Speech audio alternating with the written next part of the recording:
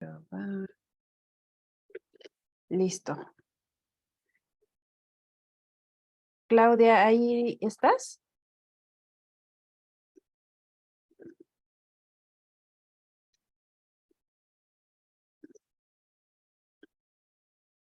Hola, Claudia, ¿nos escuchas?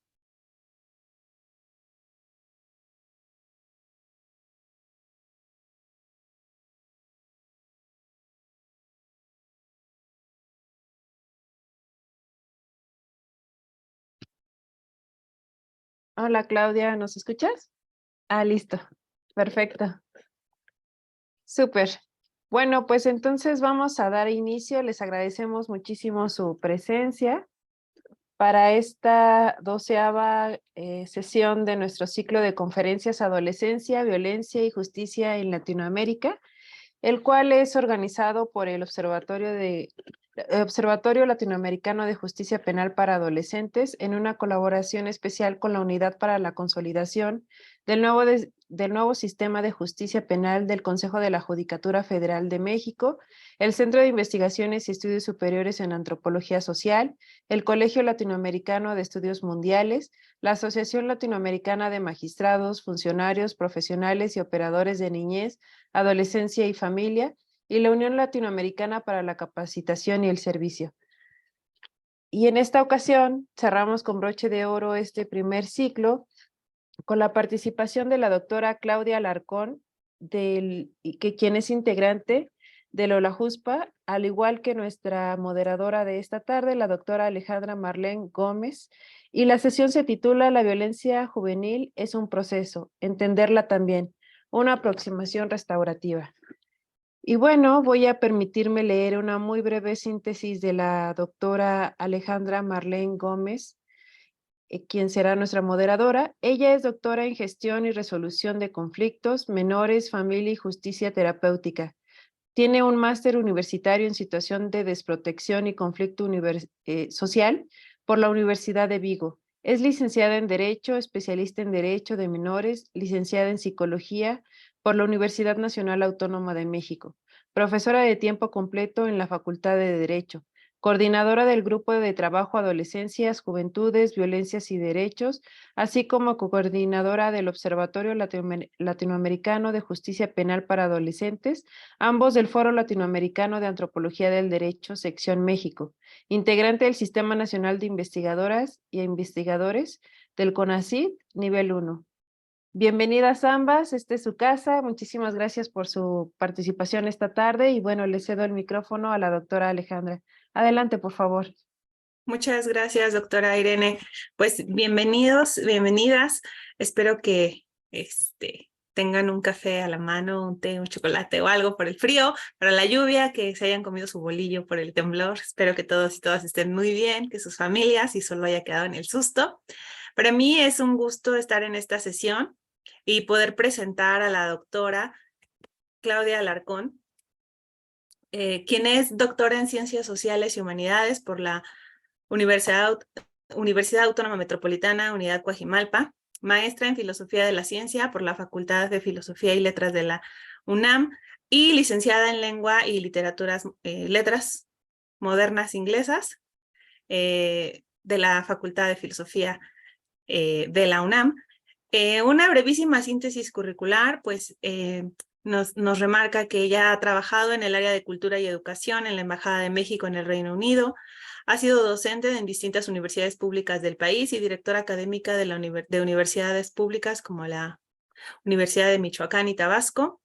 Es docente del Colegio de Escritores de Latinoamérica, ha trabajado con adolescentes y jóvenes en conflicto con la ley, ha instrumentado programas de prevención del delito y la violencia, así como modelos de tratamiento no privativos de la libertad para jóvenes. Ha sido asesora educativa y consultora para proyectos de prevención del delito en centros de atención especializada para adolescentes, centros penitenciarios y Secretaría de Seguridad estatales.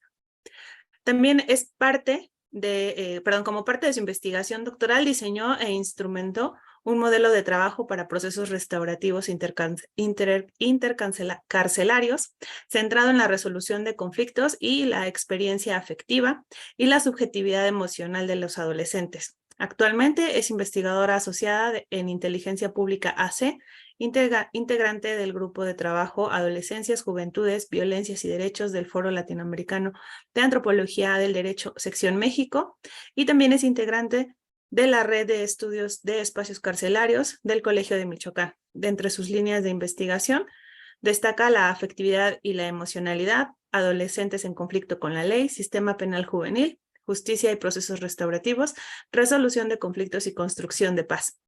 Ha publicado en diversas revistas de divulgación como Este País y la revista Nexos. Asimismo, ha publicado artículos académicos sobre el sistema penitenciario, el sistema penal juvenil y los procesos restaurativos, así como la fenomenología carcelaria.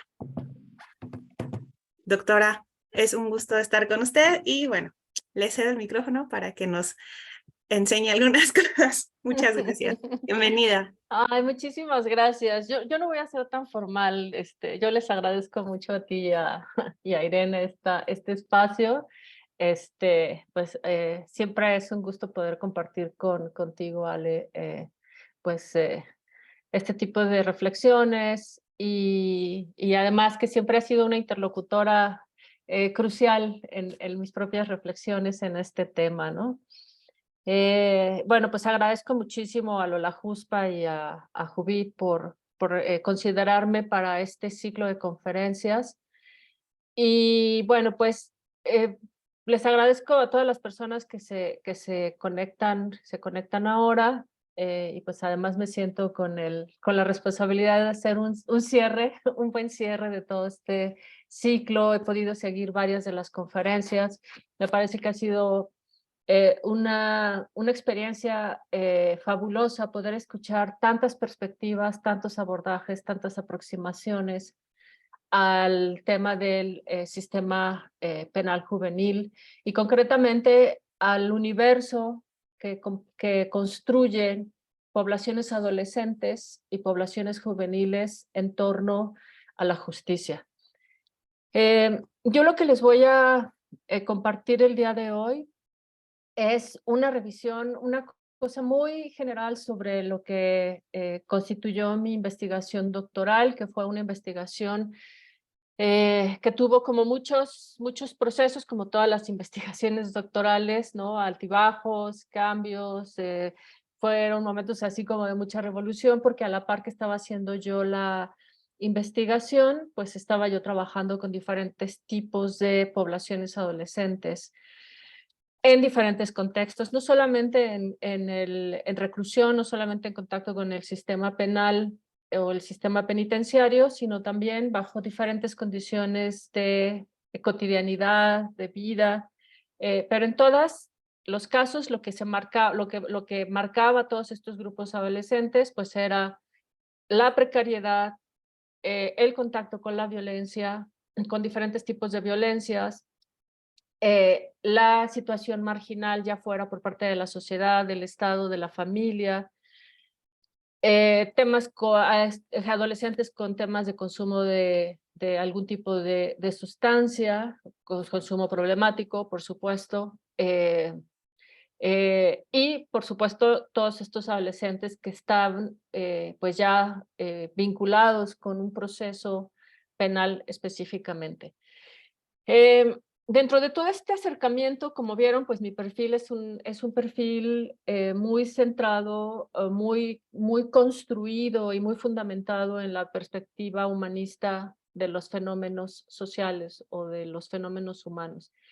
Y desde allí fue que me permitía hacer una exploración de lo que estaba yo trabajando, lo que yo estaba viendo, lo que yo estaba percibiendo con todos estos grupos de adolescentes y tratando pues, de ofrecer en el contexto de todo lo que se discute en materia del sistema juvenil penal, pues una mirada que pudiera centrar, entender el fenómeno como un fenómeno de lo humano, ¿no? De las personas, de los adolescentes en su condición de subjetividades, de personas que sienten el mundo, que le dan sentido al mundo, que le dan sentido a la vida propia, que le dan sentido a las experiencias. Y de ahí es que pues surgió esta este trabajo de investigación que es un trabajo, una aproximación muy multidisciplinaria, como van a ver ahorita. No me voy a centrar en discutir en cuestiones de carácter teórico, ni mucho menos. Para mí esas, en lo que yo les quiero compartir, son irrelevantes.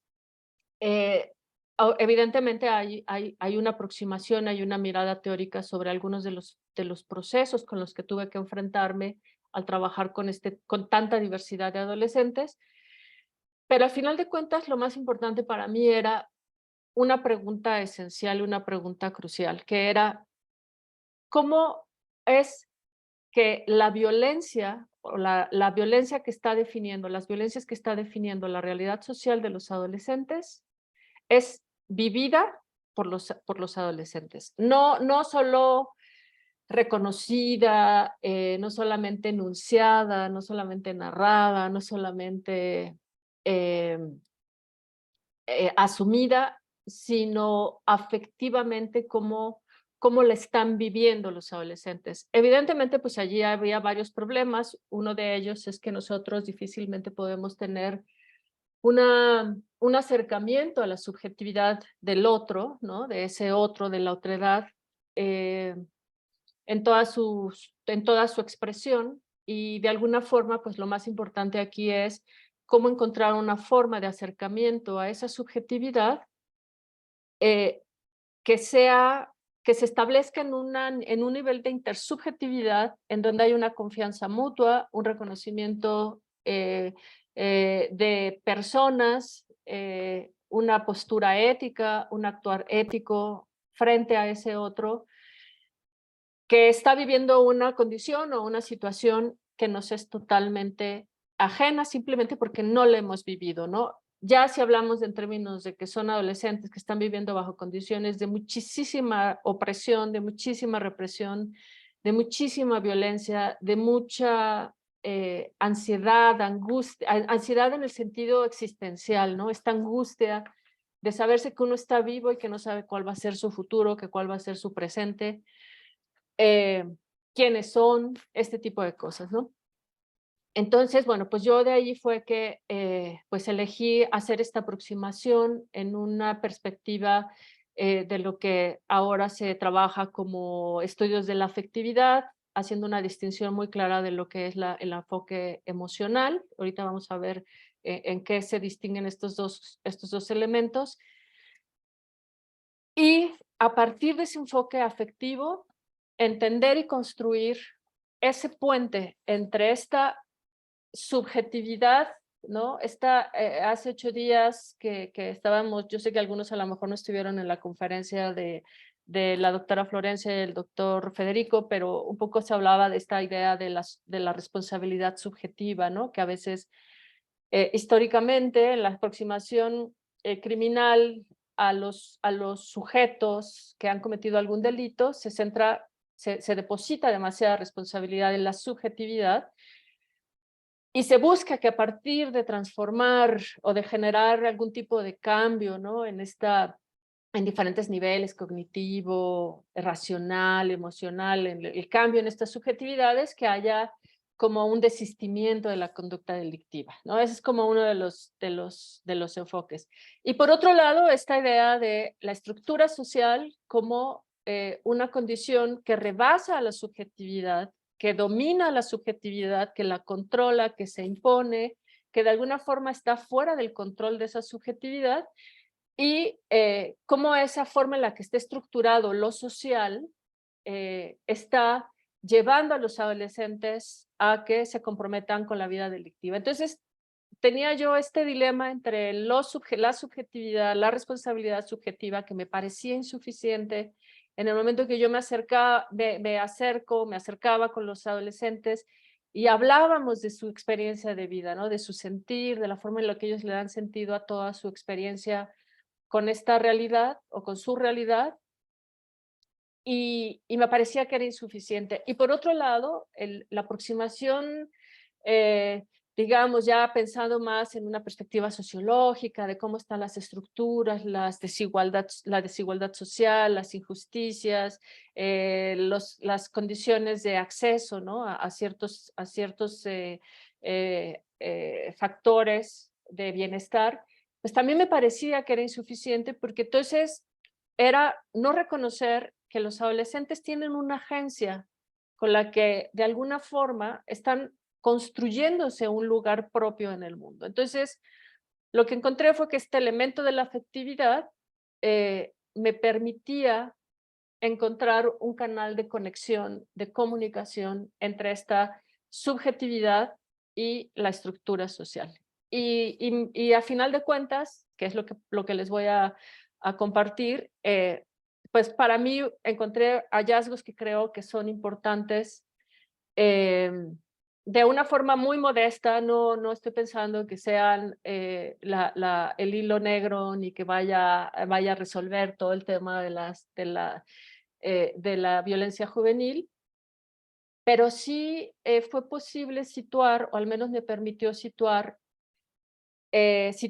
yo en una posición ética en donde la relación de los adolescentes con la realidad social solo puede ser entendida, interpretada y trabajada desde la misma subjetividad del adolescente, no desde la investigadora, no desde quien interviene en los procesos, no desde el operador del sistema, no desde la psicóloga o el psicólogo del trabajador social, sino que tiene que venir del adolescente. Es reconocer toda la potencia que tiene la subjetividad y la agencia de los adolescentes para que ellos tomen el control de su vida, ¿no?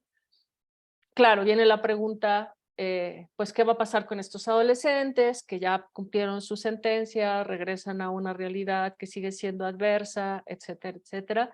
También me lo pregunté, también lo trabajé con ellos y de alguna forma este proceso también me posibilitó aprender a encontrar, a trabajar con ellos, a construir con ellos formas distintas en las que ellos mismos podían tomar el control de esta agencia, ¿no?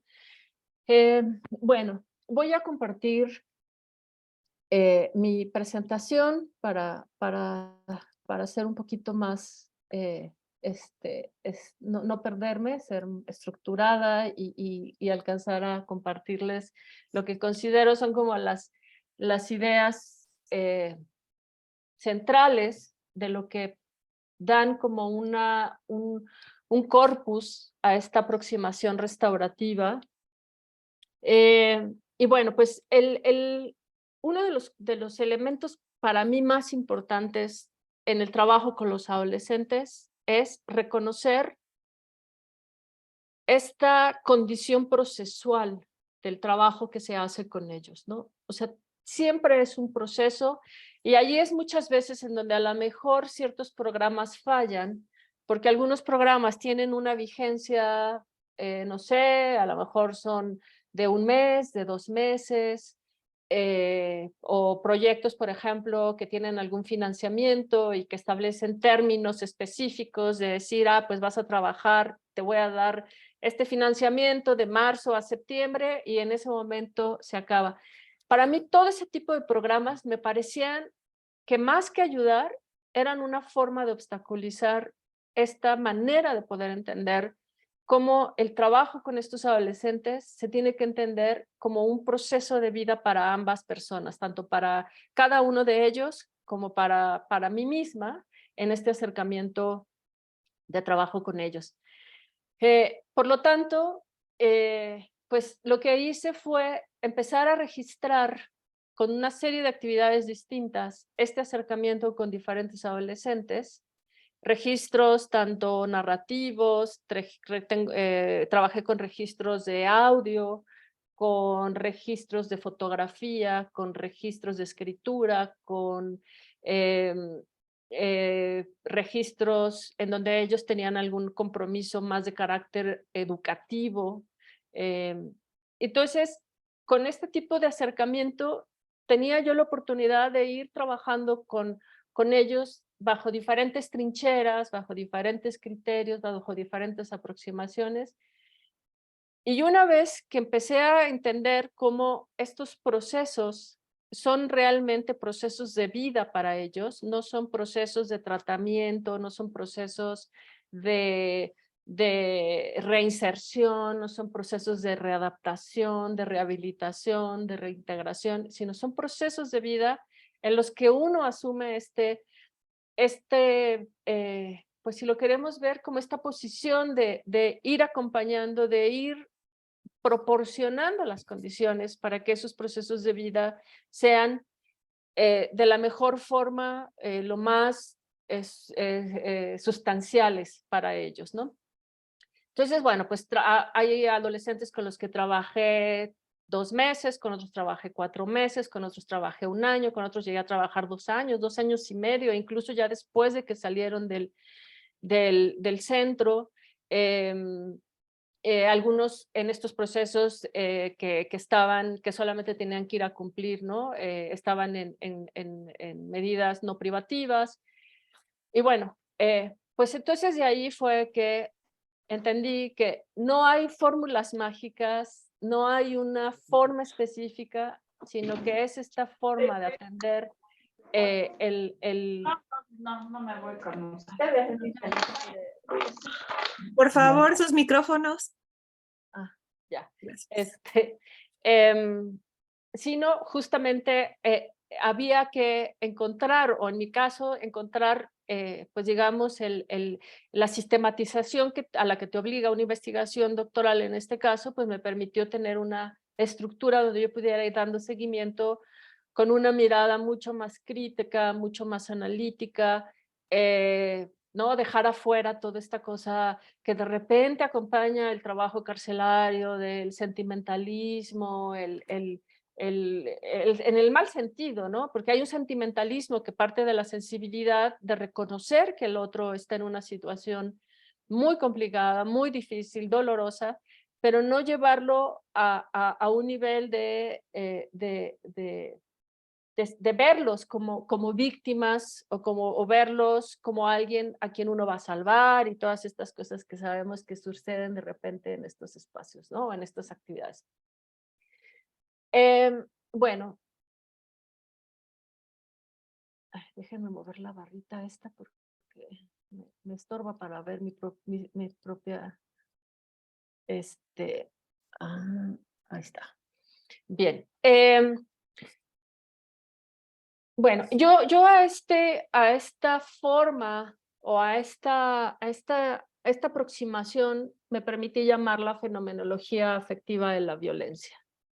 Es decir, centrarme en la experiencia vivida de los adolescentes y jóvenes en su relación con la violencia.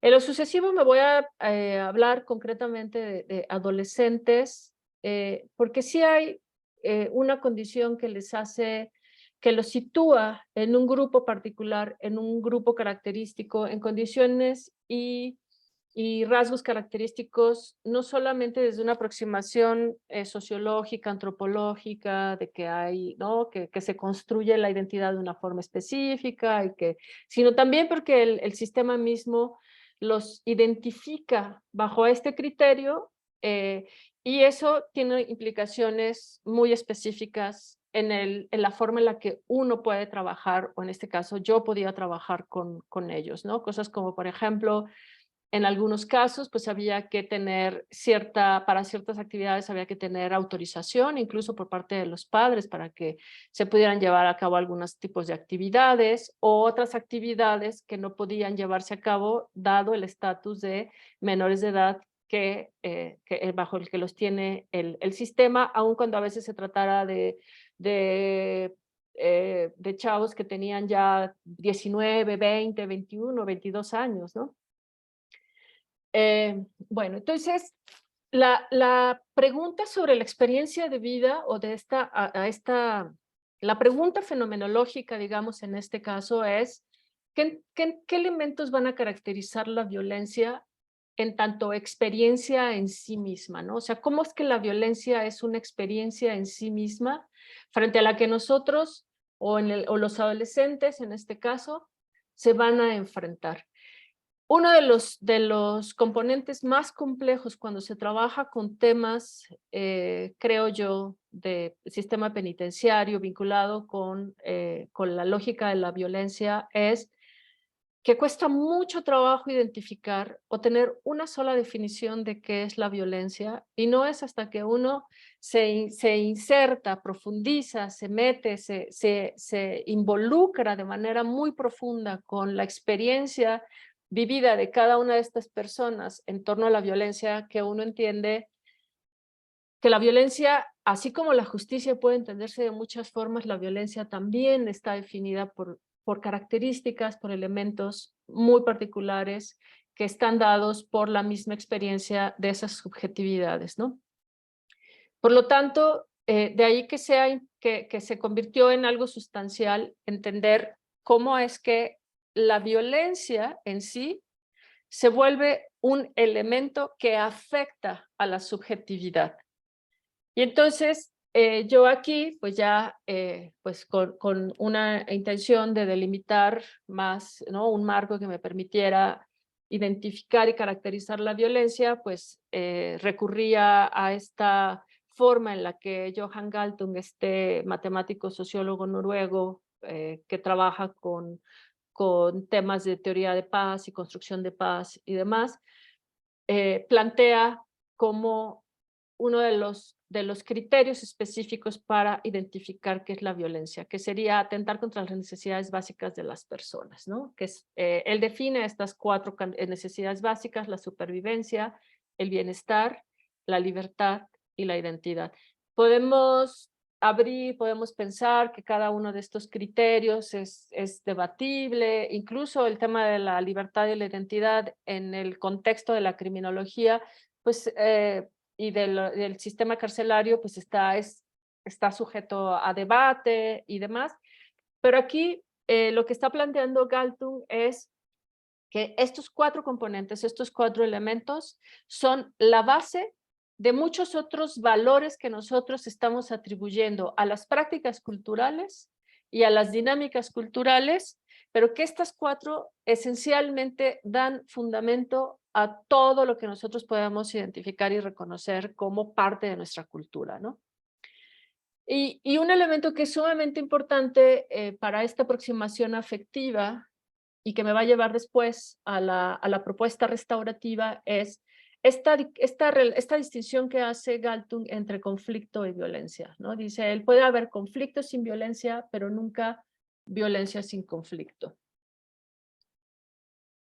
De ahí que, bueno, con esta fenomenología afectiva, lo que estaríamos planteando es que hay un nivel de afectividad que es crítico, y es crítico porque lo que hace es darle sentido al mundo, es decir, todo lo que nos afecta a nosotros, a cada uno de nosotros, está construyéndose bajo una lógica del sentido que nosotros le estamos dando a lo que nos sucede, a lo que vivimos, a nuestro contexto, a nuestra historia de vida, a nuestros pensamientos, a nuestras ideas, a nuestras sensaciones, a nuestros deseos, anhelos, etcétera, ¿no? Todo lo que le va dando sentido a nuestra vida. Y esta afectividad crítica, pues, se traza a partir de tanto experiencias pasadas, ¿no? Nuestro contexto, nuestras representaciones sobre la vida, sobre el mundo, sobre la muerte, sobre los deseos, carencias, todo esto, y el estatus que guardan nuestras necesidades básicas en relación con estas representaciones sobre la vida y el mundo que hacemos, ¿no? Ya yéndonos un poquito más, digamos, no dejando esta mirada sobre la afectividad como un elemento, simplemente pues es que es todo lo que nos afecta y ya ahí la cortamos, pues lo que yo hice fue hacer como un acercamiento a diferentes enfoques, a diferentes aproximaciones que ofrece la neuropsicología, las neurociencias, a la afectividad, a la teoría de los afectos, a cómo se construye, cómo es que nosotros, porque hay cosas que nos afectan y porque hay cosas que no, que simplemente las dejamos pasar de largo, porque hay cosas que nos transforman, que nos impactan, que hacen que nuestra vida cambie, y hay otras cosas que simplemente pues nosotros no las percibimos. Entonces, bueno, pues esta experiencia del reconocimiento, de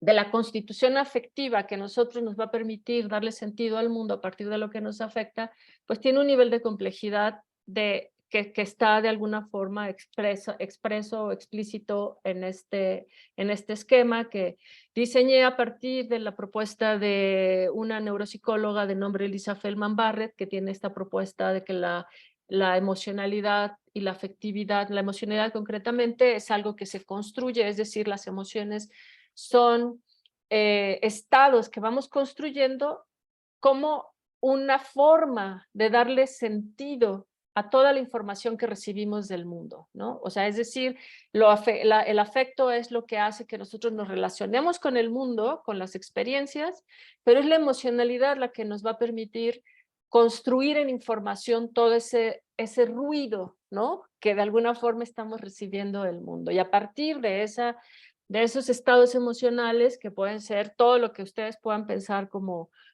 emociones, es que nosotros podemos dar sentido, ¿no? Y trazar esta relación entre la subjetividad afectiva y la realidad social que nos corresponde o que nos toca vivir. Entonces, bueno, no me voy a detener mucho en esto, porque pues esto ya es una cosa más de carácter, digamos, neuropsicológico, pero un poco lo que me interesa de que vean en esto es todas las instancias que operan en esta relación con el mundo, ¿no? Es decir, nosotros interactuamos con los objetos a partir del cuerpo, no es la mente la que interactúa, es todo el cuerpo el que nos hace interactuar, lo que somos, nuestra fisiología, nuestra anatomía, nuestras discapacidades, nuestros movimientos, nuestra forma de hablar, nuestro tono, nuestra mirada, todo, absolutamente todo es parte de lo que nos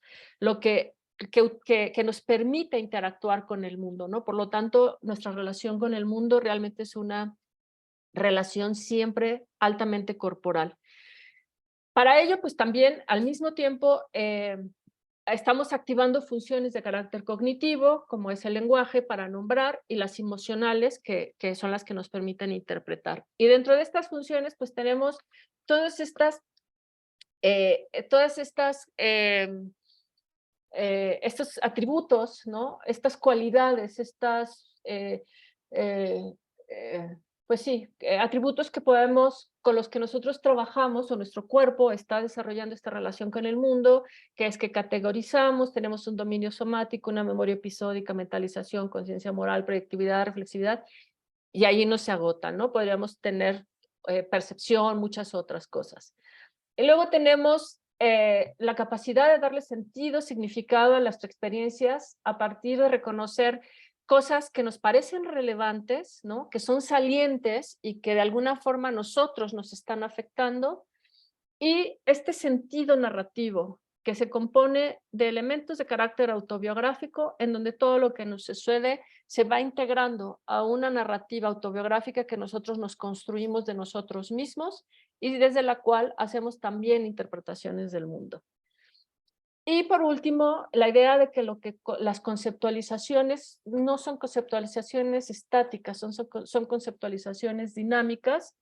Por lo tanto, pues algunas conceptualizaciones que ahora nos pueden parecer totalmente reales, realistas, naturales incluso, ¿no? Que son inamovibles, pues posiblemente mañana pueden ser conceptualizaciones totalmente ficticias, ¿no? Esto es parte de lo que nos permite construir pues casi también como una forma de supervivencia, ¿no? Porque de lo contrario todas las experiencias traumáticas serían insuperables.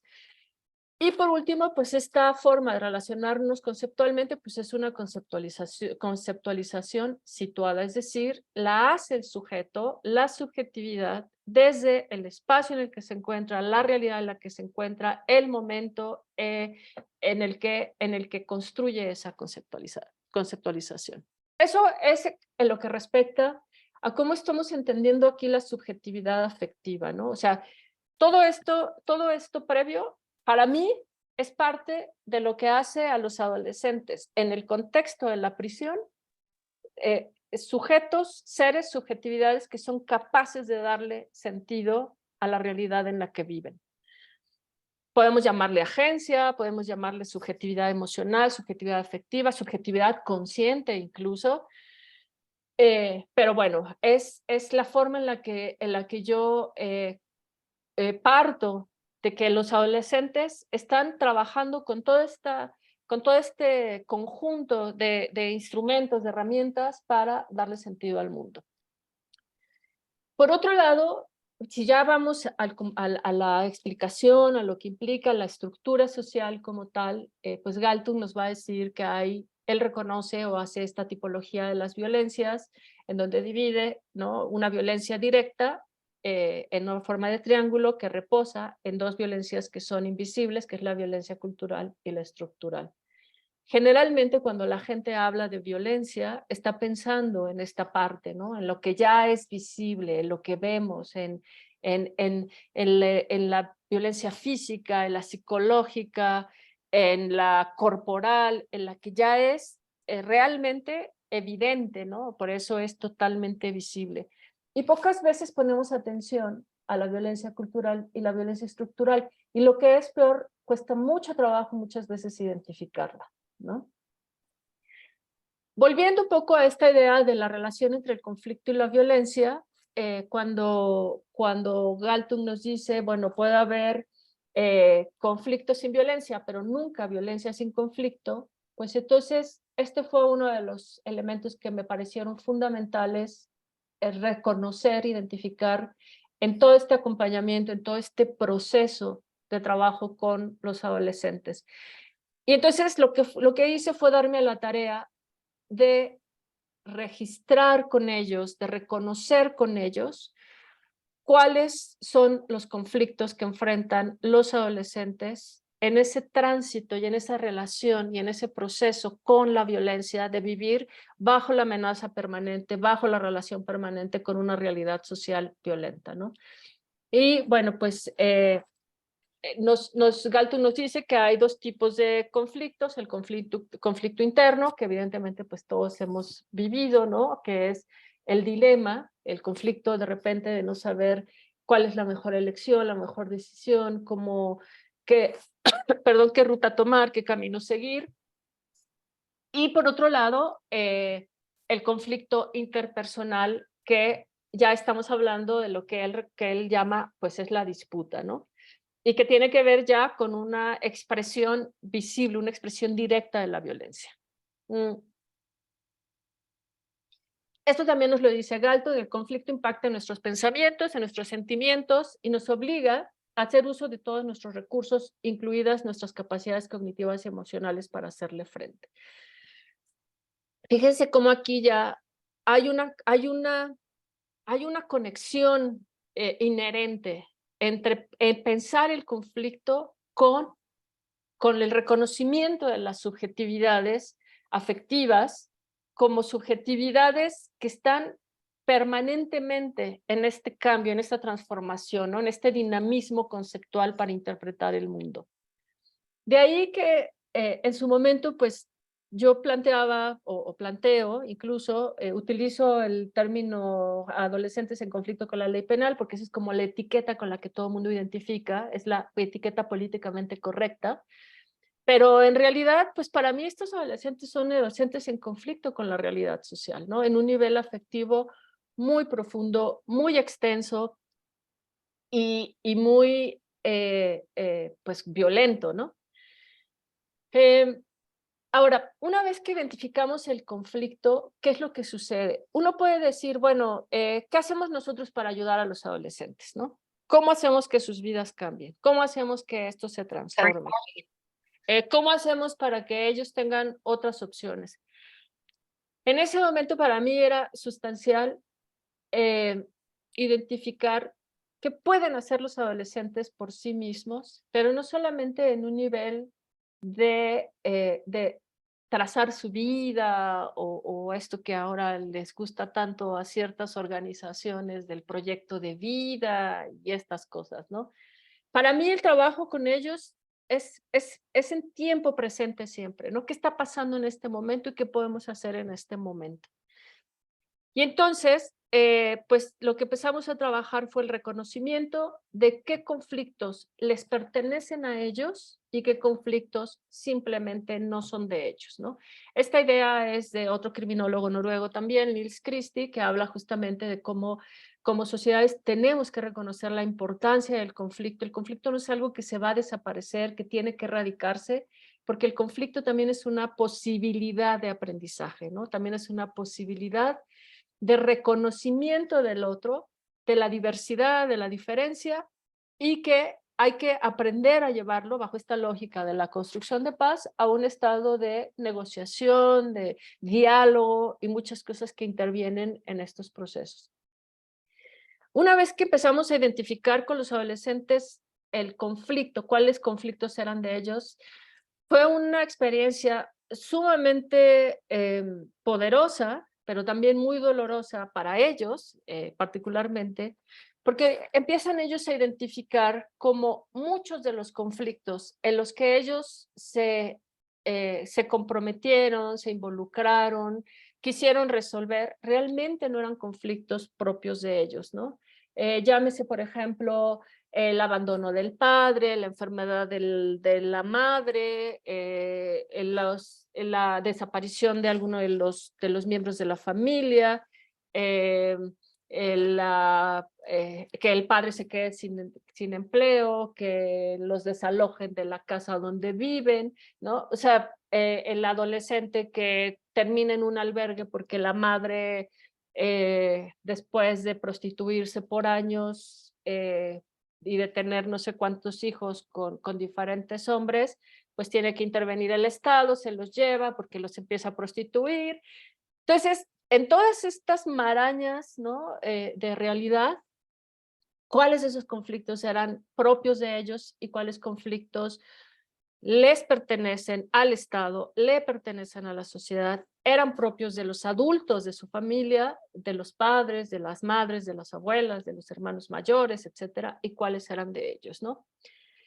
Este acercamiento, yo lo llamé arqueología del conflicto justamente porque lo que me interesaba era ir recuperando esos vestigios que iban reconstruyendo ese tránsito de cómo el conflicto, esos conflictos inevitablemente acababan en un acto violento, ¿no? Esto que dice Galton, no hay conflicto, no hay violencia sin conflicto.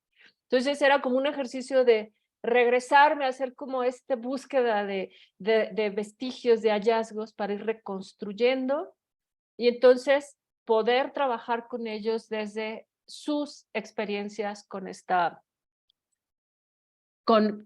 estos conflictos, ¿no? Y bueno, pues como les decía, hay varias definiciones de la violencia, pero hay una sola consecuencia, en este caso, pues es el daño, ¿no? El daño podemos considerarlo como daño social, en donde intervienen, en donde se involucra el entorno familiar, el entorno colectivo, la comunidad o la sociedad, ¿no? Como queramos nosotros identificar los círculos sociales inmediatos. Y está el daño personal, el que corresponde a la subjetividad, que puede ser moral, emocional o físico. Una vez que hacemos este reconocimiento del daño en los conflictos, porque eso es lo que revelan los conflictos, justamente, todo el daño que se ha generado a los adolescentes en este caso, la pregunta era, bueno, ¿y qué hacemos con el reconocimiento del daño? ¿Por qué es importante identificarlo y reconocerlo? Y entonces, pues allí la cuestión es identificar cuál es su origen y sus causas. Y yo identifico dos formas en las que surge, en las que se detona el daño, ¿no? Que sería las causas de omisión y las causas de intención. Por un lado, tenemos las omisiones, que pueden estar situadas en tres actores, que serían las instituciones, los sujetos y la norma. En las instituciones, pues tenemos todo lo que se omite por parte de las instituciones que son promotoras y garantes del bienestar para los adolescentes, todas estas necesidades básicas, ¿no? que no son resueltas, que no son atendidas.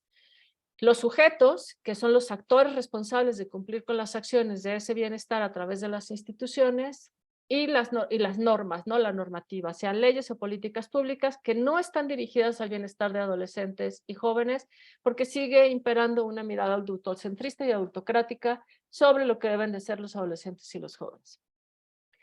Y luego tenemos las intencionales, ¿no? Instituciones, concretamente como son la policía, el ejército, las fuerzas públicas en general, el sistema penal y penitenciario, sujetos como el crimen organizado, grupos criminales, actores del sistema de seguridad, de control y vigilancia del Estado. Y la normativa, en este caso, pues estaríamos hablando de cómo las leyes operan bajo un nivel de impunidad del Estado, ¿no? Los responsables, los poderes, el poder responsable, los poderes responsables de que no haya impunidad, de que se cumplan las leyes, que el Estado realmente le esté dando una salida a los conflictos de una forma pacífica, pues nada de eso sucede. Y entonces hay una intencionalidad clara de que pues todo sea un desastre, que todo sea un cochinero, porque también pues no olvidemos que el sistema penal y el sistema penitenciario pues son fuentes de generación económica, de generadores económicos importantes, ¿no? Y bueno, pues este es ya un poco más el cuadro, digamos, el marco con el que trabajo yo directamente ya con los adolescentes, bajo este modelo, digamos. Este es como un poco el resumen de este modelo con el que vine diseñando ya a partir de todos estos criterios de la subjetividad, la estructura, la violencia, etcétera. Y entonces, pues el proceso aquí pues funciona a partir de reconocer primero la experiencia afectiva personal, cómo conceptualizan ellos la familia, qué tipo de relación tienen ellos con los espacios públicos, como la escuela, la colonia, el barrio, las formas en las que estos los excluyen o los incluyen, la salud integral, sea física, mental, emocional, pues ya entender cómo la violencia justamente en este triángulo tiene una condición ya en sí misma de proceso, ¿no? Como la violencia cultural nutre la violencia directa, pero esa violencia directa al mismo tiempo está nutriendo la violencia cultural y la violencia estructural, ¿no? Y entonces no salimos de ese círculo de violencia en donde pues está sucediendo un poco todo al mismo tiempo, ¿no? La violencia directa que se refiere a la manifiesta, la violencia cultural que se refiere a estos aspectos simbólicos de la experiencia, que pueden utilizarse para justificar o legitimar la violencia directa, ¿no? Como por ejemplo el tema de las drogas, ¿no? Estamos ahorita, bueno, sé que a lo mejor hay gente aquí que no es mexicana o que no está viviendo en México y que a lo mejor, bueno, no tiene mucha cercanía con la política mexicana, pero justo ayer el presidente mexicano hacía esta declaración sobre unos jóvenes que asesinaron en el estado de Guanajuato, en un estado aquí en el centro del país, que habían sido asesinados porque habían ido a comprar drogas. Entonces, como eran consumidores, pues prácticamente pues, les había pasado eso por consumir, ¿no? Entonces, esta forma de utilizar la cultura, en este caso, la cultura de las adicciones, la cultura de las drogas, como una forma de legitimar que la violencia que se merecen, ¿no? Que se merecen estar muertos por haber consumido, pues es parte de esta violencia cultural que está todo el tiempo, ¿no? Dando fundamento, dando sentido a la violencia directa, pero que pocas veces ponemos atención en ella, ¿no? Y la violencia estructural intrínseca a los sistemas sociales, políticos, económicos, mismos que gobiernan la sociedad de los estados y el mundo. Posteriormente, pues ya llegué al tema de la restauración.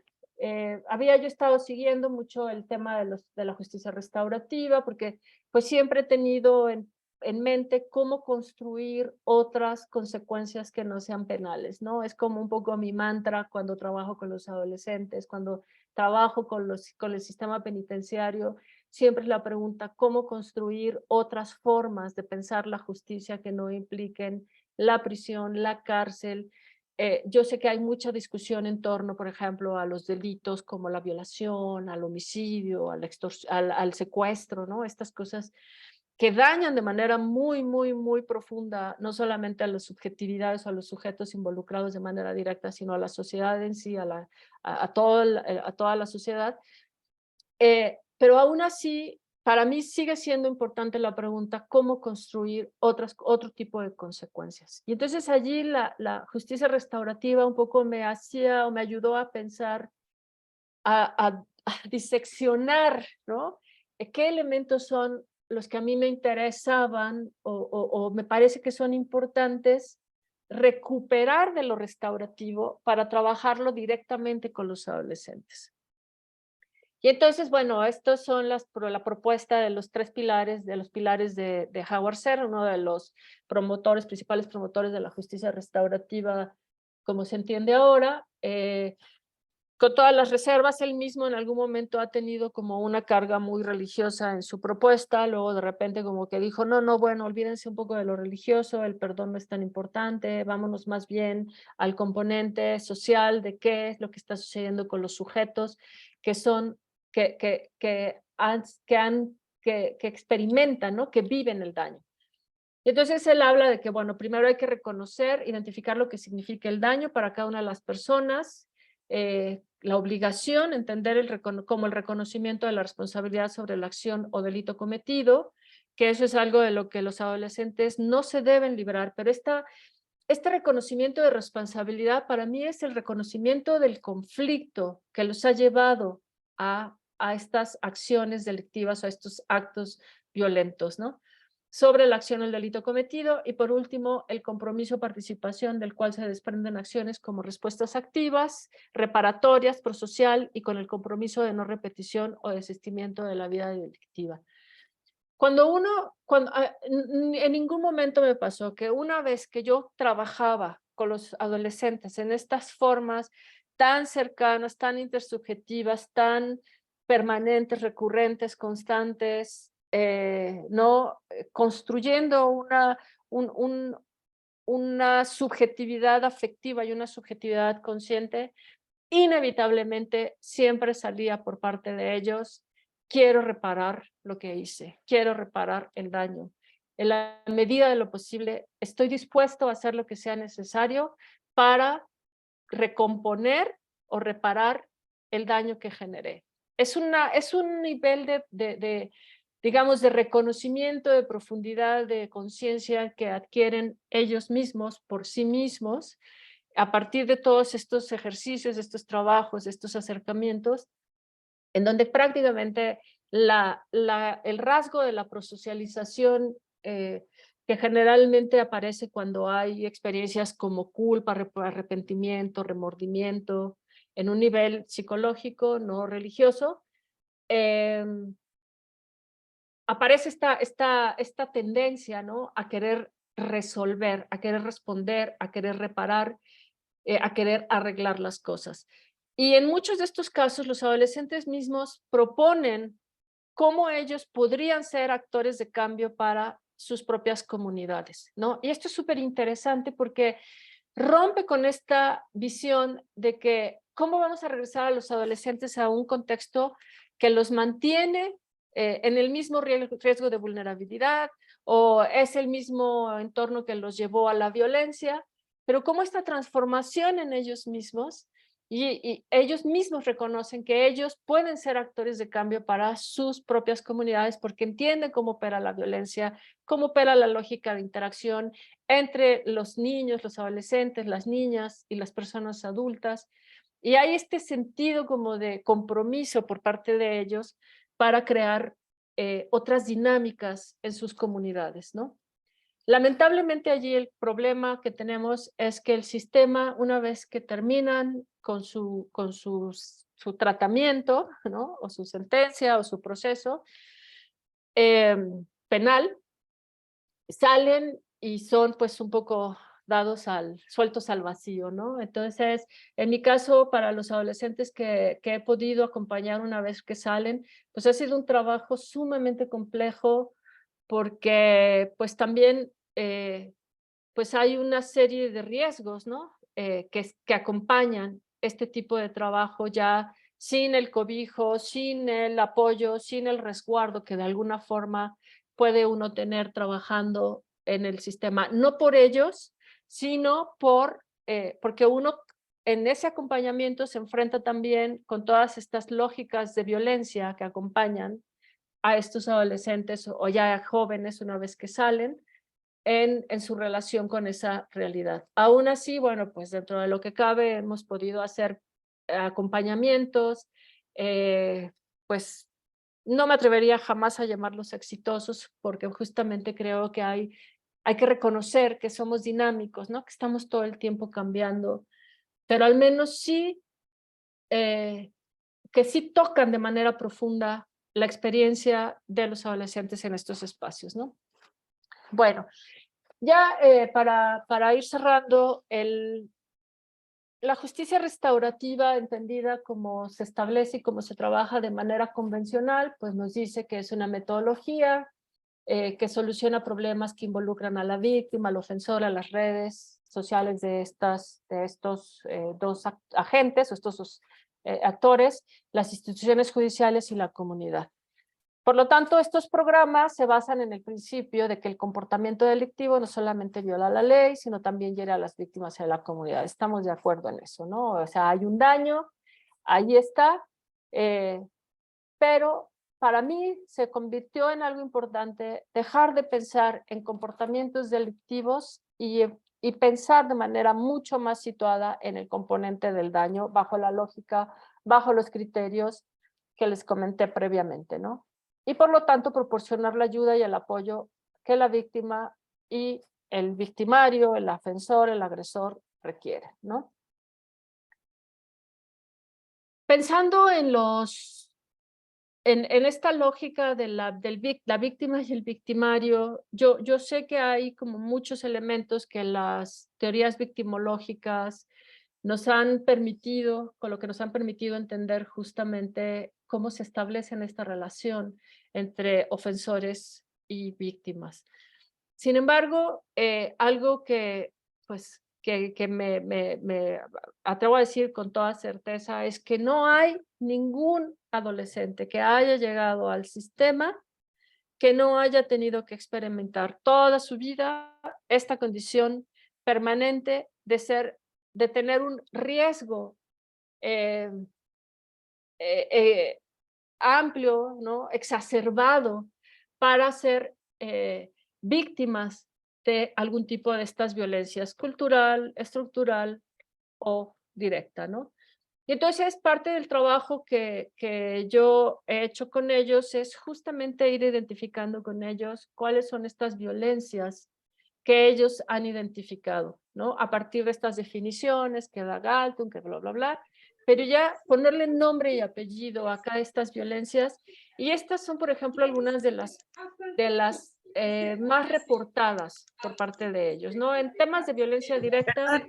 Jessica, ¿puede apagar su micrófono, por favor? Jessica Nava. Ay, gracias. Gracias. En la violencia directa, pues reportan cosas como los barridos o los levantones policiales, ¿no? O de la Guardia Nacional, ahora, cooptación por grupos criminales o crimen organizado, desaparición forzada, criminalización como de pobreza, drogas, origen territorial, ¿no? Esto que comentábamos hace rato, luchas y disputas y enfrentamientos entre grupos criminales, en donde prácticamente ellos están en fuegos cruzados, ¿no? Tanto en un sentido metafórico como en un sentido literal. Luego, el elemento cultural, hablan y tiene clarísimo el componente de la discriminación, ¿no? Es clarísimo que se saben sujetos discriminados. Personas que son excluidas y la exclusión es violencia como tal.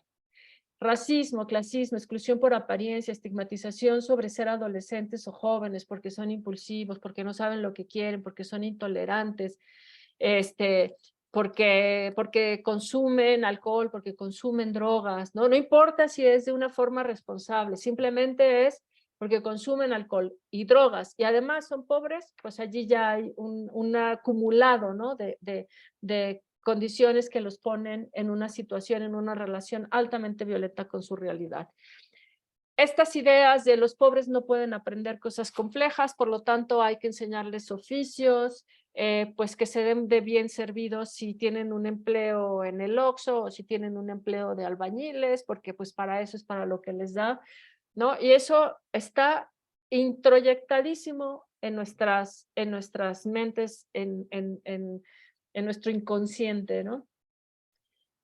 O no saben lo que es mejor para ellos. Por lo tanto, uno tiene que ir a decirles cómo tienen que vivir, cómo tienen que educarse, cómo tienen que ser, porque pues ellos no lo pueden hacer. Y luego tenemos la violencia estructural, ya en donde se involucran cuestiones como el desplazamiento territorial, ¿no? Por grupos. Es decir, a veces las familias tienen que desarraigarse totalmente del lugar donde a lo mejor creció la madre, el padre, la abuela, la bisabuela, el bisabuelo, o sea, y entonces hay un desarraigo y ese desarraigo tiene implicaciones violentas tremendas porque es romper con todo un círculo, con toda una red social que históricamente ha sido parte de lo que les permite una vida mucho menos agresiva, mucho menos conflictiva, de menos daño, ¿no? Educación pública de mala calidad, educación sin impacto en movilidad social, segregación territorial sin acceso a bienestar como salud, agua potable, transporte público de calidad y seguro, ¿no? Estas son cosas que ellos reportan.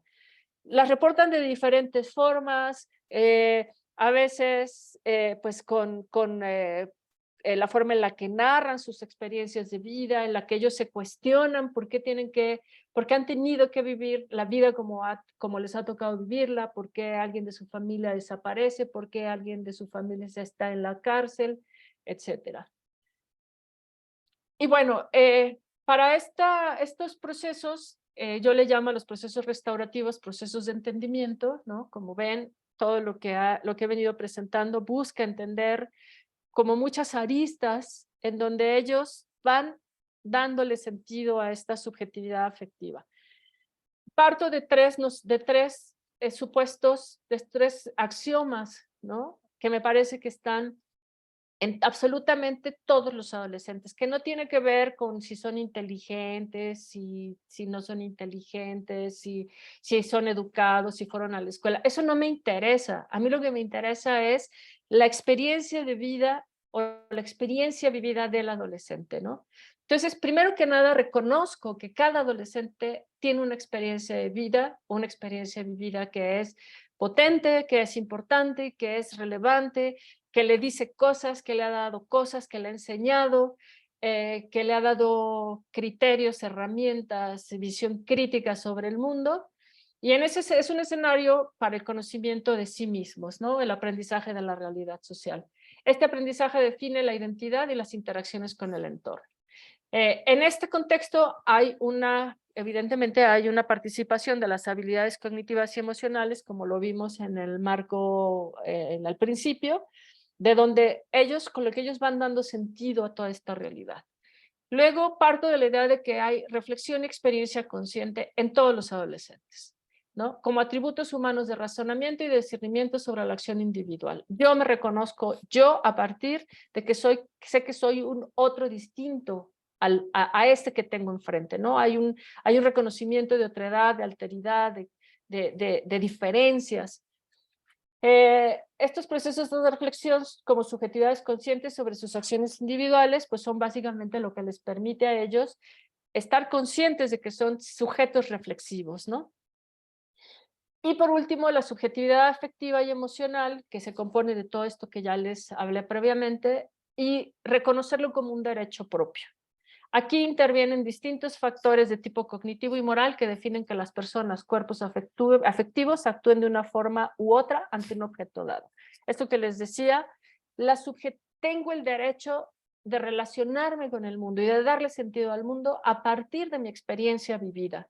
No de la que me dice la psicología, no de la que me dice el sistema penal, no la que me dice el estigma social, no la que me dice el sistema penal diciéndome que soy un delincuente, que soy adolescente, que soy intolerante, sino a partir de mi propia experiencia de vida.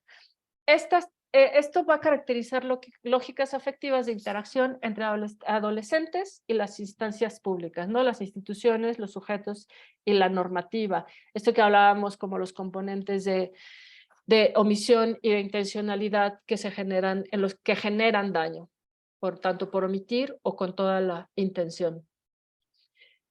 Ya en manera de resumen, a esto se resume el proceso de entendimiento. Identificar el conflicto, es decir, reconocer si hay qué tipo de conflicto es, si es personal o interpersonal y a quién le pertenece ese conflicto.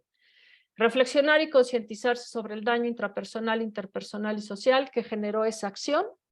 En este caso, el acto delictivo que los ha llevado, la acción delictiva que los ha llevado al centro. Reconocer los mecanismos de prosocialización, estrategias reparatorias indirectas o directas. O sea, es decir, ellos las tienen que reconocer, tienen que identificarlas, tienen que construirlas, tienen que situarlas y tienen que instrumentarlas ellos mismos. Y con esto lo que se busca es, o lo que al menos en mi caso aspiro o aspiraba o tengo presente es cómo esto forma en ellos un sentido de desistimiento de cualquier acción delictiva en su vida, ¿no? O sea, hay un reconocimiento de todo lo que ellos son, de todo lo que ellos, cómo se relacionan con el mundo, qué implica el daño, qué implica el conflicto, que a final de cuentas la expectativa o la búsqueda es que haya un desistimiento de autorreflexión, de voluntad propia, no porque el sistema les dice, si te vuelves a portar mal te encierro y ahora te va a ir peor, ¿no? Bueno, pues eso, listo. A muy grandes rasgos, es parte de este gran proceso de entendimiento con el que pues trabajo con los adolescentes en diferentes condiciones, en diferentes formas, adolescentes que están vinculados con grupos criminales, con el crimen organizado, que cometieron algún delito en alguna situación, en algún conflicto de riña del barrio, por influencia del hermano mayor, del tío, del papá, adolescentes que viven en la calle o que han vivido en la calle, adolescentes que están en albergues, adolescentes que fueron expulsados de las escuelas por mala conducta y entonces ahora tienen que cumplir con ciertos programas que les establece el Estado, les impone el Estado, adolescentes con temas de drogas, vaya, ¿no?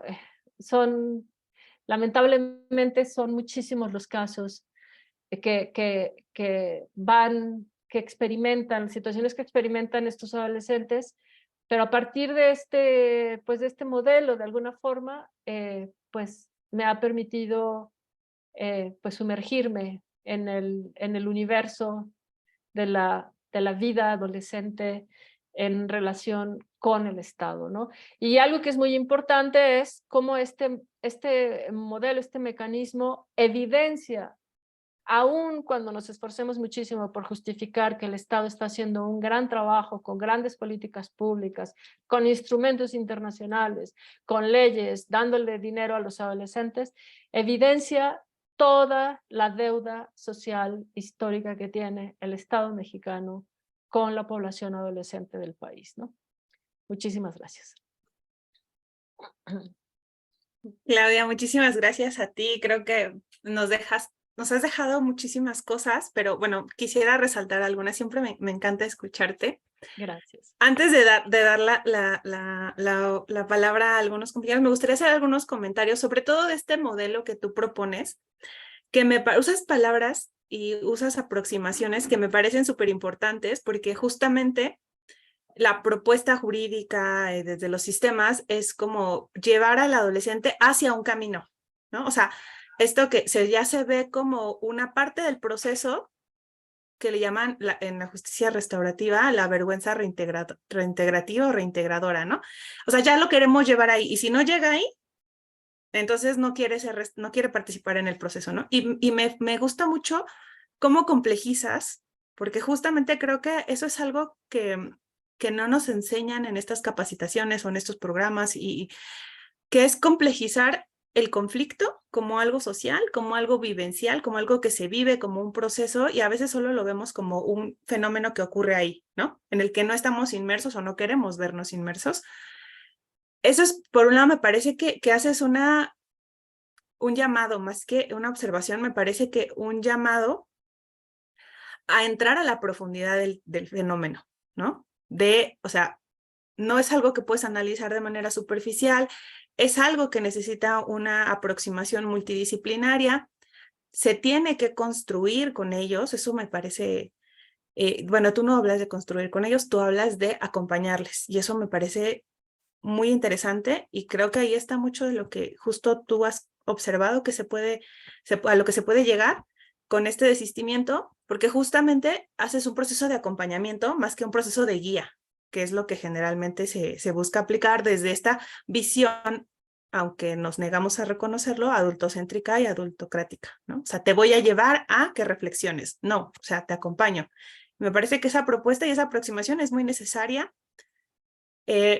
Todo lo que nos compartes sobre la afectividad, la construcción, cómo se relaciona, cómo nos relacionamos, me parece que también es muy interesante porque, por ejemplo, lo que habla sobre la emocionalidad, ¿no? Muchas veces nos dicen que la emoción es algo psicológico que dura 5 segundos, ¿no? Creo que es la propuesta o la idea desde la psicología, una rama de la psicología, ¿no? Una parte. Pero esta propuesta que tú hablas de que la emocionalidad nos ayuda a interactuar, y quizá ese es el tema, ¿no? Que queremos decir que los adolescentes, entre comillas, intervenir con adolescentes de esta forma restaurativa desde la perspectiva jurídica, es reconstruir el tejido social, ¿no? Pero eso no es posible si no entendemos justo cómo se construye y cómo se tejen las relaciones, cómo se instauran y cómo se viven esas relaciones, ¿no? Y me parece que esa parte que tú aportas es muy interesante, es muy necesaria, y lo que más me gusta es que complejizas.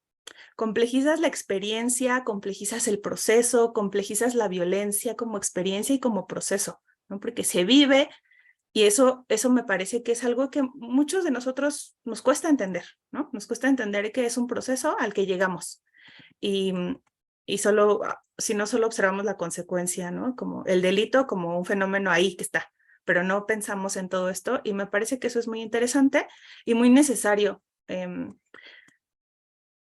Sobre el tema de la construcción del proyecto de vida, justo la apreciación de que cómo se llega y de que hay que vivir, o sea, el presente, ¿no? O sea, cómo se construyen, cómo existen en el presente y cómo tienen que darle sentido al presente, ¿no? Y cómo su valor está en el presente. O sea, bueno, ya lo hemos platicado, pero esto de que, perdón, esto de que la expectativa es que las personas adolescentes se integren a la ciudadanía y se integren al país y al Estado y aporten y sean de bien, es una expectativa que nosotros desde una perspectiva adultocéntrica les asignamos, ¿no? Cuando su valor está ahorita, o sea, los jóvenes, los adolescentes, niñas, niños, son importantes ahorita, no por lo que nos ofrezcan al futuro. Y creo que esa parte de darle sentido a la existencia, eso es algo que pues totalmente yo creo que ni siquiera como adultos a veces conseguimos, ¿no? Entonces, acompañar en ese proceso es muy interesante. El tema del acercamiento sobre la construcción de esta metodología de arqueología de los conflictos me parece que es algo necesario, porque justo tenemos una visión de es víctima y entonces hay que cuidarlo y protegerlo y negarle y todo, ¿no? No, pues, o sea, hay que hacer algo más proactivo. Me parece que esto que tú propones de cómo llegamos aquí, cómo se construyó el daño, cómo afecta, cómo se materializa, dónde está, dónde podemos irlos reparando, ¿no? Justamente identificar su origen, las causas y también las consecuencias que ha tenido, ¿no? Esto me parece muy interesante. La propuesta que no sea punitiva, justamente porque, bueno, pues si todos vamos a castigar a todos, no sé, la gente luego, más delitos, más tipos penales, yo tampoco creo que sea la solución. pero bueno, esas serían algunas apreciaciones. En el chat nos dicen que aquí alguien comenta, pero ni siquiera eran usuarios de sustancias, eran estudiantes de medicina, y creo que ahí está el tema de cómo percibimos, ¿no? Da igual si eran consumidores de sustancias, ese no es el tema importante. Y me parece que justo decir, es como un poco con las víctimas de algunos delitos, ¿no? Era tan buena hija, o sea, no, o sea, su vida es importante porque era su vida, ¿no? No porque si consumía o no estos parámetros que a veces vamos ahí estableciendo socialmente. Omar Lozano, adelante.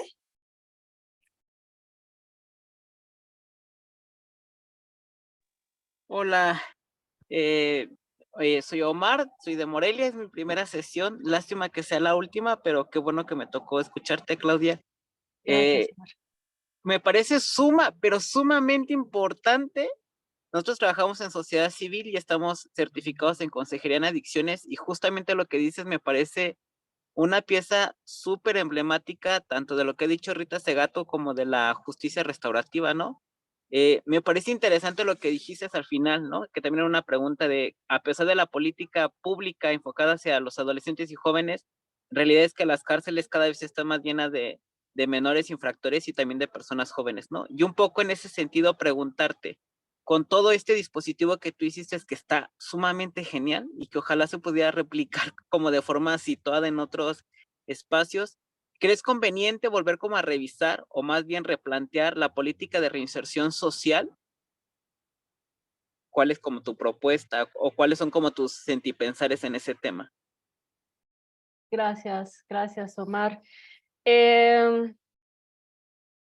Pues mira,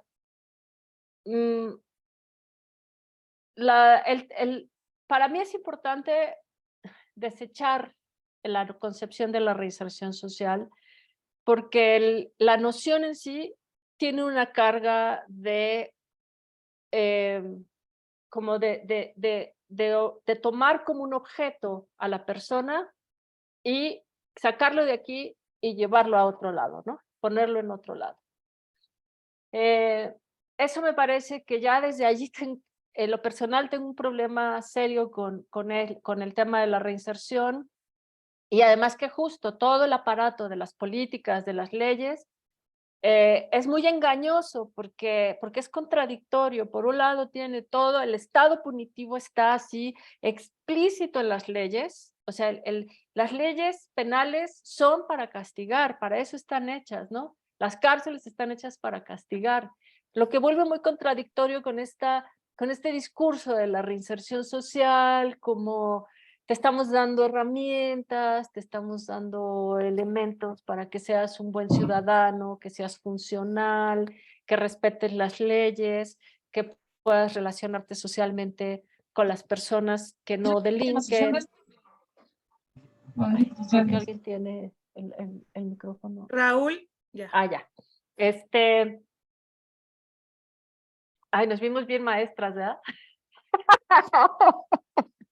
Perdón. Entonces, o sea, creo que ya desde allí hay un problema serio. Yo un poco, este trabajo lo hice como más desde este enfoque situado. No me preocupaba yo tanto por el tema de la reinserción social, porque sentía yo que realmente no es algo que trascienda en la vida de las personas, así como lo plantea la ley, ¿no? O sea, lo que sí trasciende en la vida de las personas es tener que salir del encierro y regresar a una vida en libertad después de haber estado años muertos en vida, ¿no? O sea, dejan de ser parte de todos, dejan de ser parte de la familia, de los festejos, de los dolores, de las penas, de las alegrías, de los logros, de las miserias, dejan de ser parte de todo eso. O sea, lo que sí es importante es ese tránsito de poner un pie fuera de la prisión después de haber estado años encerrado. Eso me parece que es sumamente relevante.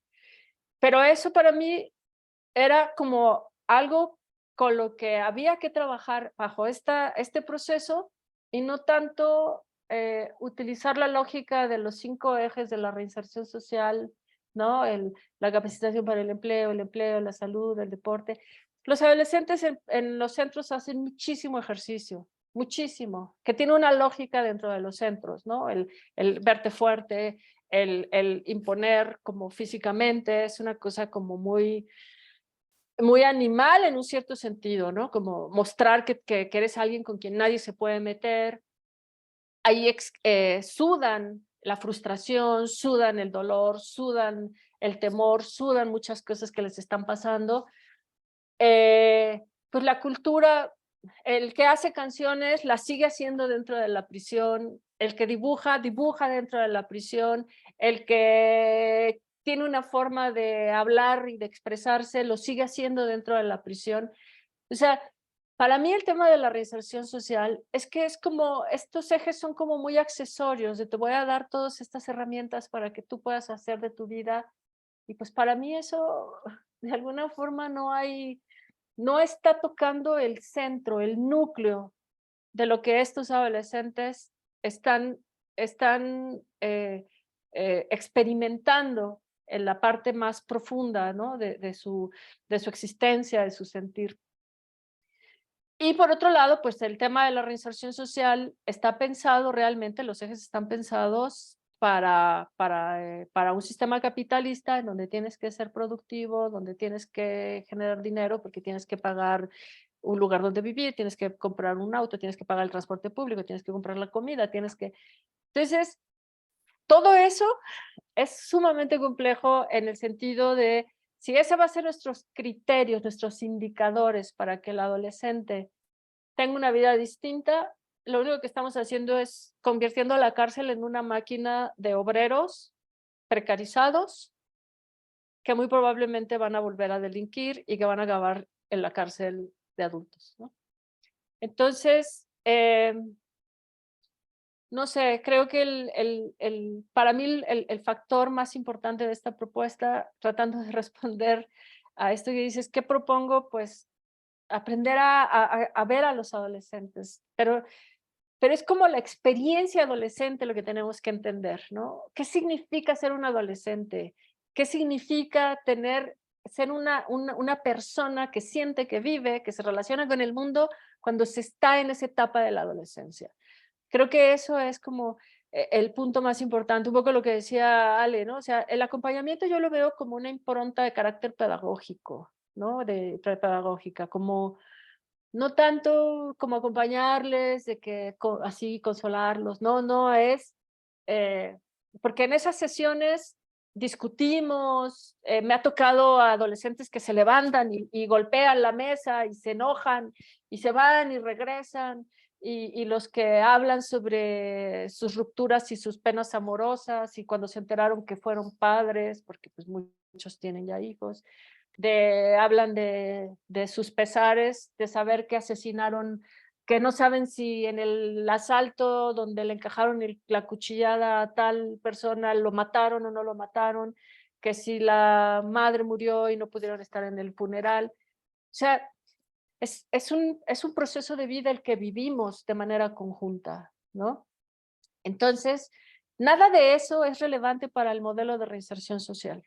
Nada. Lo relevante es que aprendan a hacer pan, que aprendan a hacer cartonería, que aprendan a soldar, que tengan la prepa, aunque su rezago educativo sea evidente, que dejen de consumir piedra para consumir los fármacos que les dan en el sistema a veces, o en el caso, por ejemplo, de los adultos, ¿no? El consumir mota, el consumir lo que se vende en los reclusorios. Entonces, bueno, pues no sé si eso más o menos responde. Sí, mi propuesta es mirar a los adolescentes fuera del adultocentrismo, de todo, del sistema, de nosotros mismos, de nuestras lógicas, de lo que se les exige, de lo que se espera de ellos, y dejar que sean realmente ellos, ¿no? Y ellas, por supuesto. Muchas gracias. Ay, ¿puedo aprovechar para una última? No quiero hacer hegemonía de palabra, pero no quiero quedarme como con esa duda. justamente en tu propuesta de la intersubjetividad como afectiva y de la arqueología de los conflictos, y lo último que mencionaste sobre justo todo los menores infractores son producto de las violencias, ¿no? Pero particularmente de las violencias estructurales.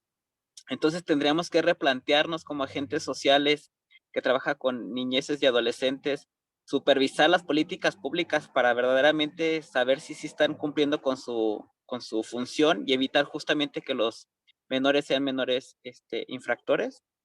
Por supuesto, pero fíjate que allí el gran problema que veo y al que yo misma me he enfrentado es que todo lo que tiene que ver con la parte humana, con la parte existencial, con la parte de la subjetividad afectiva, alguna vez un director de un penal me dijo, sí, pero esa propuesta está muy metafísica, ¿no? O sea, no sé qué querría decir él con metafísica, pero me dijo, no, no, aquí queremos cosas aterrizadas, que les funcionen, que les sirvan, ¿no? Así como un taller de soldadura, un taller de... Claro, las políticas públicas, bajo la lógica del sistema capitalista, no se van a preocupar por esto que yo hablo, esto que digo yo, ¿no? La arqueología del conflicto, la subjetividad, cómo está dañada de manera profunda la subjetividad de estos adolescentes desde que nacieron hasta el instante que llegaron a la prisión. Porque allí es en donde los vemos. Un poco ayer teníamos otra charla y decía yo esto, ¿no? Y lo reitero. Nos esperamos hasta que llegan al sistema para verlos, para saber reconocer su existencia, para reconocer que tienen derechos de vivir una vida pública libre de riesgos, libre de amenazas, libre de agresiones, de violencias. Y allí, como dices, bien, libre de violencia estructural, pero también libre de violencia cultural, libre de violencia directa, libres. Parte del problema que hay con muchos de los documentales, películas, series que se hacen sobre temas de violencia juvenil, es que siempre proyectan la parte de la violencia directa, ¿no? Porque además eso es lo que entretiene, eso es lo que vende, eso es lo que le gusta al morbo. El adolescente era violento porque asesinaba, porque robaba, porque golpeaba, porque violaba. Pero a nadie le importa todas las violencias culturales que están viviendo los adolescentes de manera permanente, desde el momento en que son discriminados y excluidos de cualquier forma de bienestar, de goce, disfrute, de exploración de la vida de manera libre. Por lo tanto, ese tipo de violencia es oculta, es invisible, vaya, es visible, pero no la queremos ver, ¿no? Porque simplemente asumimos que como no hay muertos, como no hay sangre, como no hay armas, pues entonces no es grave, no es problemática. Pero cuando uno empieza a profundizar, por ejemplo, he trabajado con algunas escuelas, con adolescentes de algunas escuelas privadas, públicas, y claro, lo primero que dicen es, no, no, pues yo no vivo violencia, ¿no? Y cuando empezamos a hacer este ejercicio de todo lo que es la discriminación, la exclusión, el sistema educativo público con todas sus deficiencias, los alcances de movilidad social que les va a dar la educación, los que tienen que estudiar y trabajar, y se empiezan a dar cuenta de que efectivamente toda esta violencia cultural, toda esta violencia estructural, los tiene totalmente sometidos, reprimidos, controlados, limitados, y entonces el panorama ya es otro. Dicen, bueno, sí, no, no me golpean, no me insultan, nadie me amenaza con un arma, pero ¿cuáles son mis posibilidades reales dentro de este país? Con mis condiciones, ¿no? Con mi experiencia vivida, con mi experiencia de vida. Eso ya estamos hablando de otras cosas que, claro, como dije, ¿no? Los documentales y las series de televisión, pues eso evidentemente no venden. Entonces, pues eso, ¿no? Muchas gracias. A ti, Omar. Gracias, Omar, Claudia. En el chat nos dicen, muy interesante la propuesta, Claudia, saludos desde Colombia, muy interesante la perspectiva, gracias por compartir. Entiendo que es un enfoque integral, percibiendo a los jóvenes como sujetos de derechos fundamentales esta perspectiva. Excelente disertación. A mí justo me parece importante el hecho de estudiar el tema de manera integral, ya que generalmente nos enfocamos en las consecuencias y actuamos de manera reactiva, pero el hecho de entender y comprender las causas del por qué delinquen y aportan a la rehabilitación, entendiendo el contexto en el que crecen y se desarrollan, es contundente. Felicidades, nos dice Lore. Nos preguntan dónde se puede leer tu investigación. A final de cuentas, lo que comenta respecto del ejercicio es parte supervivencia y en parte les permite también a través de las actividades que realizan, incluidas las culturales, trabajar sus frustraciones y sus miedos y explorar sus talentos. Gracias. Eso que dices me parece clave, acompañarles empáticamente en el proceso de narrar sus historias y creo que ese vínculo que construye es lo que favorece que repensar sus opciones de vida o darle significado distinto a lo vivido. La violencia no es exclusiva de los pobres. Me viene a la mente los recientes casos de alumnos de Universidad de Anáhuac en Puebla que han golpeado a personas que pasan con ellos. Interesante propuesta, mucho por analizar. Y Winston nos tiene te tiene una pregunta. Adelante, Winston. Hola, ¿qué tal? Buenas tardes. ¿Sí me escucho bien? Sí, adelante. Hola. De acuerdo. Bueno, esto es más un comentario. Antes de todo, reconocerle que ha sido una disertación muy, muy valiosa Gracias. y que principalmente, bueno, recientemente, el día de hoy, organicé un foro que tiene que ver con políticas públicas y justamente es inevitable que se llegue a anclar con esta parte, ¿no?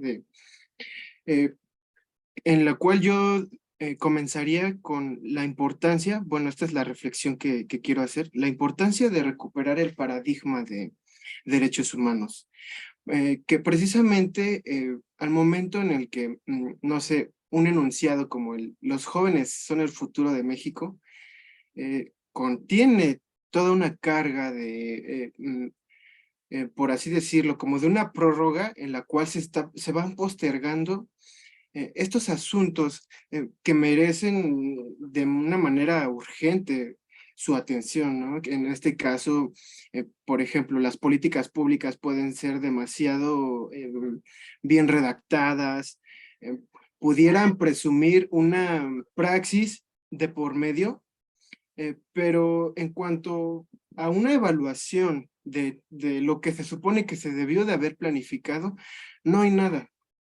No hay nada y esto va haciendo que en la política pública se depositen como que estas esperanzas, precisamente un poquito como eso que acaban de mencionar de que es metafísico pensar, no sé, en la idea de justicia, ¿no? Porque, por ejemplo, al momento de que se habla incluso hasta de transparencia para tratar de solicitar información y datos, para tratar de, no sé, de alguna u otra forma apoyar a alguna víctima, o en este caso a alguien que ya fue víctima de este sistema legal punitivo dentro del cual no tiene forma de poder vincularse con algún familiar o tener estas herramientas. Y estas políticas públicas necesitan demasiado de esta carga de conciencia, de volver a revalorar esta concepción que se tiene de la juventud, porque siempre es como, por ejemplo, cuando uno va a entrar a la escuela, a la universidad y dicen, cuando seas grande vas a hacer esto, cuando te titules vas a hacer esto, cuando esto, y lo mismo presiento yo que va ocurriendo en este sistema legal, cuando salgas, cuando dejes de hacer esto, cuando se pueda volver a regular X o Y, política pública que nos facilite. Entonces, al final de cuentas, es un tema que sí a todos a nadie no nos es ajeno, no deberíamos desentendernos tampoco, y que, bueno, es esta reflexión que me hace de que sí, en efecto, retomar todos estos factores, volver un poco a estos autores como Rita Segato, recuperar, pero siempre tratar de no soltar y de seguir robusteciendo estos conceptos como la interseccionalidad para no dejar de lado todo, pues todas estas cuestiones que se nos salen de las manos, ¿no? Entonces, pues agradecerlo nuevamente, ha sido una reflexión tal vez un poquito trillada, pero es que tengo tanto que decir, pero finalmente esta es una forma en la cual consigo anclar pues todo este contenido junto con mi quehacer, ¿no? En este caso, pues yo no soy abogado, pretendo estudiarlo a futuro, pero ahorita me estoy ocupando en la psicología social y pues es inevitable empaparme de todo esto. Muchas gracias a todos.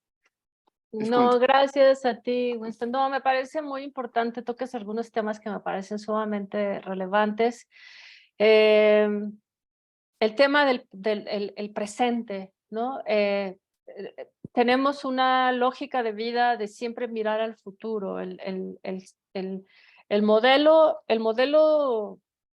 capitalista como tal tiene una filosofía y esa filosofía también implica esta idea de mirar al futuro porque eso te exige tener, ¿no? Tener,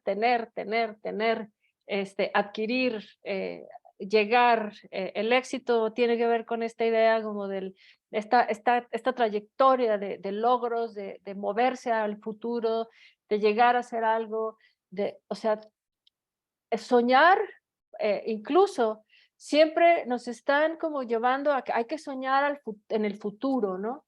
Y entonces nos perdemos de toda la experiencia vivida del presente, de toda la experiencia vivida de lo que sí podemos en este instante reconocer, en este instante vivir, y que eso es lo que va a construir, a dar fundamento a nuestro futuro.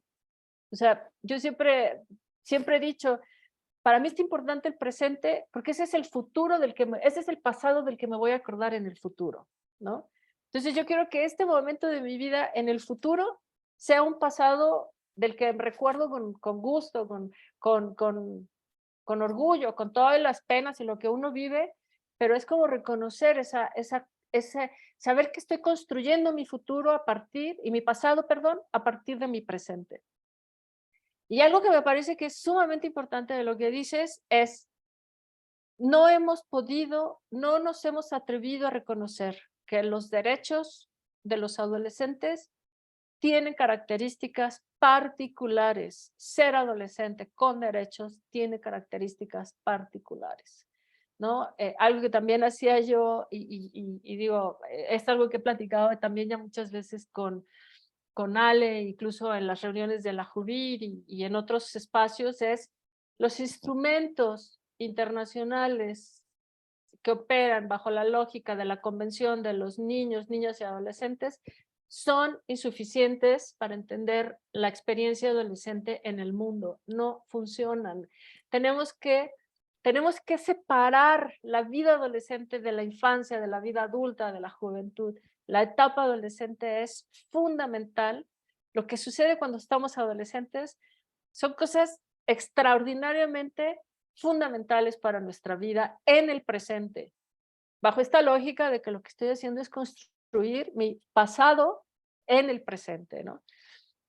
Mientras nosotros no tendamos eso, y algo que planteo yo es, porque siempre me dicen, no, es que los adolescentes, la pertenencia, porque a todo el mundo le encanta hablar de pertenencia, ¿no? A mí no me parece que los adolescentes, el objetivo de los adolescentes sea la pertenencia. Para mí, los adolescentes tienen la característica y el rasgo particular de empezar a explorar la vida pública.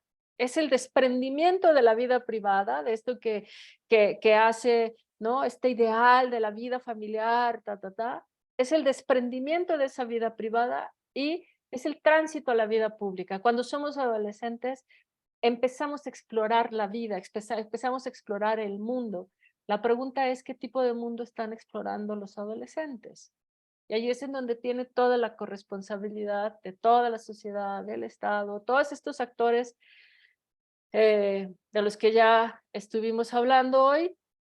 Y ahí es en donde los adolescentes, pues claro, el adolescente quiere salir a explorar, ir a la fiesta, quiere, pues sí, probar el alcohol, conocer a alguien tener sexo, irse de pinta, reprobar, estudiar, descubrir qué le gusta, qué no le gusta, escuchar música, tocar un instrumento, caminar por las noches en la calle, explorar el sonido, mojarse en la lluvia, reírse. O sea, eso no lo pueden hacer los adolescentes en este país porque es un país sumamente violento para toda la población, pero allí es en donde el factor adolescente pierde muchísimo, porque esa exploración, ese primer acercamiento a la vida pública está dada en condiciones sumamente violentas en estos 3 niveles de violencia que se plantea, que plantea Galtung, ¿no? Ante eso, efectivamente, por ahí alguien decía, es la supervivencia, sí, los adolescentes sobreviven como pueden. Y también, y efectivamente, no es una cuestión de pobreza. Esos adolescentes que golpean de manera brutal, también es una forma en la que esos jóvenes o esos adolescentes, porque creo que ya son mayores de edad, no sé si, creo que ya están sobre los 19, 20 años, son parte de lo mismo, ¿no? Algo que hablábamos Ale y yo hace unos días, el tema del suicidio. ¿Por qué cada vez hay más gente con tendencias suicidas, más adolescentes, más jóvenes? Y si lo pensamos estadísticamente, los adolescentes de ahorita fueron niños en la pandemia. Estos adolescentes estuvieron recluidos los años que duró la pandemia siendo niños y ahora mándalos al mundo post-pandémico como si no hubiera pasado absolutamente nada, ¿no? O sea, hay un desconocimiento y una indiferencia brutal de lo que significa la experiencia vivida adolescente, la experiencia de vida adolescente. Por eso sí creo que los derechos, las políticas públicas le quedan a deber a los adolescentes, en tanto no reconozcan como una población particular, singular, separada de los niños, de las niñas, separada de los jóvenes, separada de los adultos, de la tercera edad y de todo lo demás, ¿no? Ay, muchas gracias, Claudia. Muchas gracias por las preguntas, los comentarios. En relación a tu trabajo, ¿dónde lo pueden consultar? ¿Tienes algún link?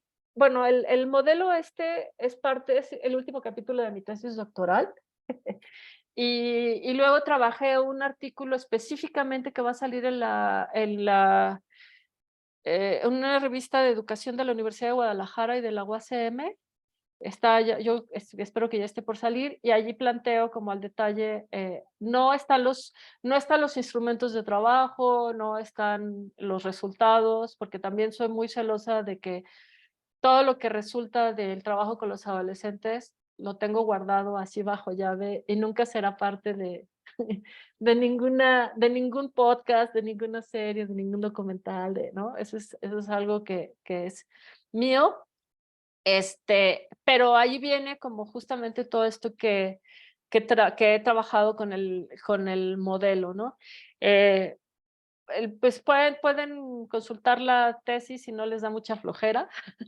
Y si no, particularmente el último capítulo es el capítulo 3.